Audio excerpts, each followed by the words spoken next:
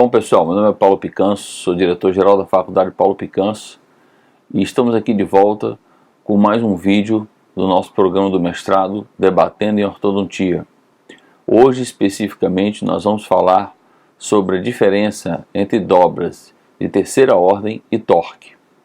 Então, esse é um tema importante para você que faz ortodontia, independente da sua técnica.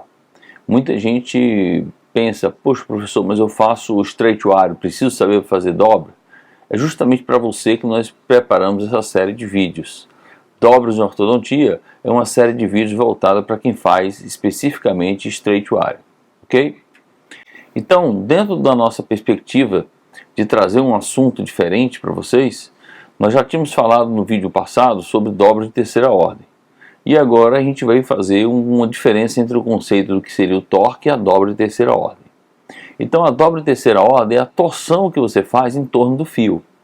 E o torque é a relação que você tem entre o fio e o slot, que vai produzir um movimento como esse que você está vendo aí, onde você vai ter a movimentação da coroa para um lado, do ápice no sentido oposto, girando em torno do centro de resistência do dente. Então, o torque ele é um binário e promove esse tipo de movimento. Muita gente, às vezes, se confunde pensando, puxa, eu vou fazer um torque lingual no incisivo que está vestibularizado, né? Então, isso, às vezes, não é o que você precisa. Você precisa de uma inclinação do incisivo e não de um torque. E é isso que nós vamos mostrar aqui para vocês no decorrer desse vídeo. Então, eu já vou aproveitar e pedir para você assinar o canal, marcar o sino e buscar aí na descrição um link para que você possa baixar um e-book totalmente gratuito, ok? Bom, então, vindo para cá, ó, eu posso mostrar a diferença entre um movimento de torque e um movimento de inclinação. Quando você tem um paciente que tem uma sínfise pequena, estreita, você não pode deslocar o ápice desse paciente para fora. Então, você tem que evitar o torque e você tem que promover a inclinação, o movimento de inclinação, certo? Senão, o que pode acontecer? Pode acontecer uma recessão, pode acontecer uma fenestração, como você está vendo aqui à esquerda.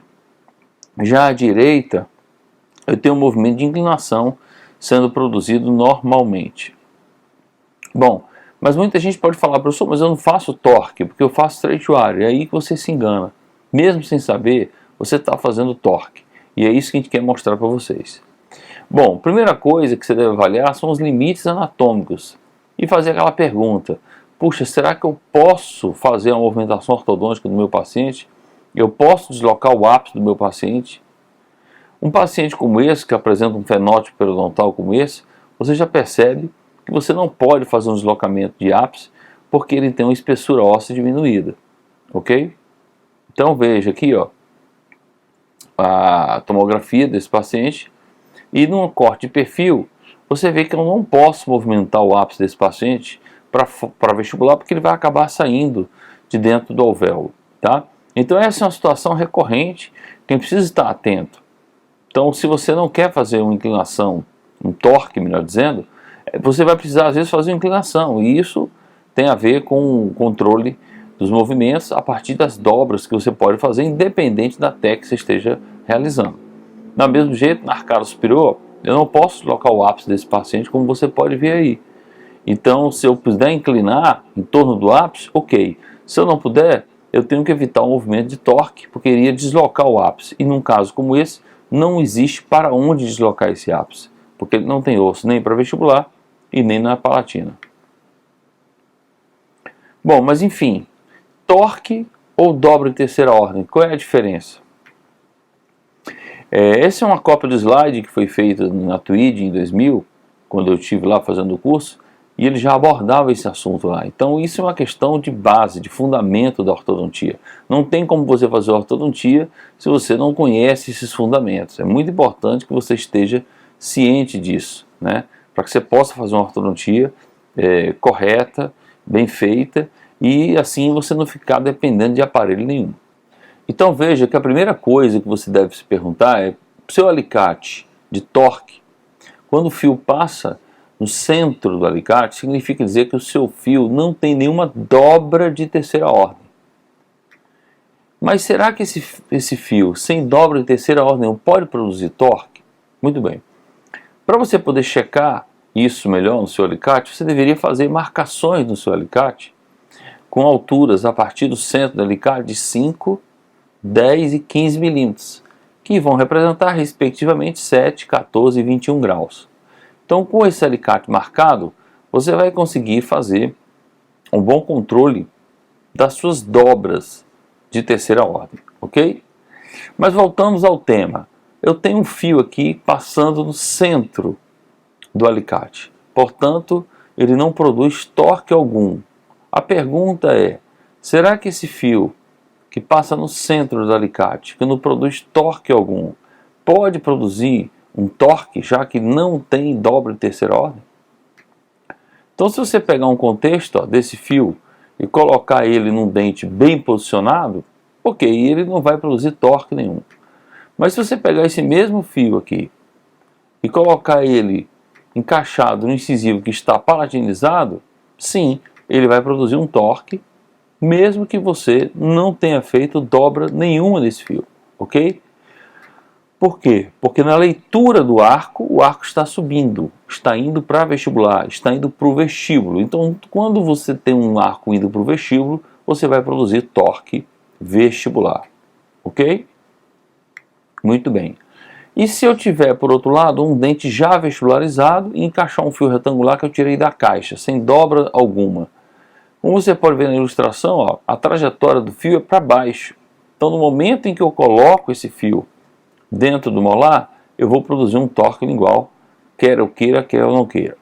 Bom, isso necessariamente é ruim? Não, isso pode ser ótimo, desde que você tenha uma largura de alvéolo que possa abraçar essa raiz nessa nova posição. Ok? Então, se você tiver isso, não há problema nenhum. Vamos ver um exemplo aqui. Eu tenho uma paciente com incisivo inferior extremamente vestibularizado, e no momento em que eu vou inserir um fio retangular, eu passei na torre, ainda não está com nenhuma dobra, veja que ele tem uma trajetória ascendente em relação ao molar inferior. O que isso quer dizer?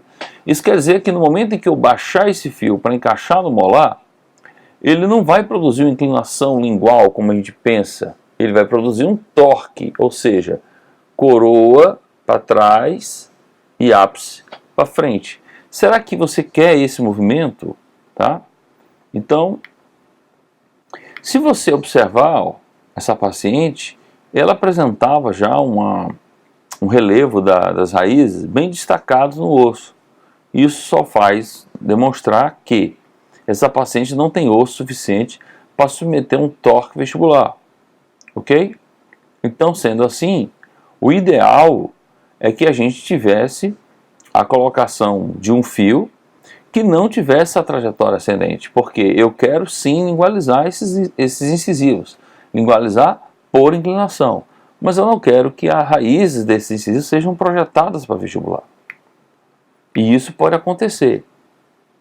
Então veja, se eu colocar esse arco de forma acidental e ele tiver uma trajetória dessa forma aí, colocar ele de forma natural, melhor dizendo, ele vai dar um torque acidental. Por quê? Porque no momento em que eu baixar esse fio e encaixar no molar, ele vai colocar a raiz para vestibular. Então vejam que eu quero o movimento da direita, eu não quero o movimento da esquerda. Ok? Eu não posso projetar essas raízes mais para vestibular. E isso tem a ver também com o meu fenótipo. Veja que alguns pacientes com uma sínfise como essa, que eu estou destacando aqui, ó. Deixa eu dar um destaque aqui, ó. Tá? Não há problema nenhum aí se eu projetar o meu incisivo para lingual e a minha raiz para vestibular. Tudo bem. Porém, isso pode ser algo muito perigoso e indesejado quando você tem uma situação como essa, um incisivo extremamente vestibularizado, cuja trajetória do fio será ascendente também, se você colocar um fio retangular, independente da técnica que você faz.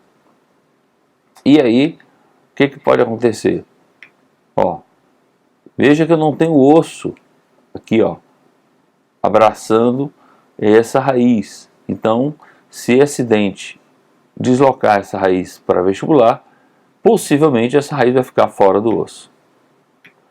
Então vejam um caso que aconteceu, que nos procurou e nos chamou bastante atenção esse caso.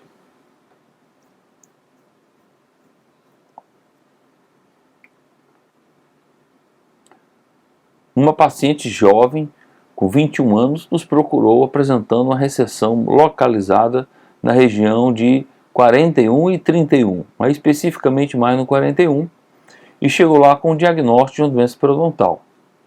Bom, vejam, quando eu fui observar radiografias panorâmicas, eu não observei nada aqui que justificasse um diagnóstico de doença periodontal, ok? Então, eu fiquei com aquela desconfiança se era realmente isso que tinha acontecido. E observando a radiografia, a teleradiografia, ó, eu vou dar uma ampliação aqui, ó, veja o que acontece. O incisivo inferior apresentava-se totalmente verticalizado, fora da sínfise, com uma fenestração extremamente alta, isso foi tese, inclusive, de um trabalho meu de mestrado, e isso demonstra o cuidado que a gente deve ter quando a gente vai tratar um paciente, especificamente se esse paciente é um paciente portador de biprotrusão dento-alveolar, e coloca nele um fio retangular. Ela está usando a técnica de estreituário, o colega não tinha feito dobra nenhuma, mas mesmo sem dobra produziu um torque violento no dente, que causou inclusive a indicação da extração desses elementos dentários aí. Então a minha proposta de tratamento para ela tinha sido a extração dos 2 incisivos, complementado com a extração do 1424, no sentido de eliminar aí esse dente que tinha uma retenção duvidosa e até teria que fazer o tratamento endodôntico e depois um tratamento periodontal. Ok? Então isso é importante a gente discutir aqui, tem a ver com inclinação de dente, tem a ver com conhecimento de dobra, tem a ver com fenótipo de sínfise. Ok?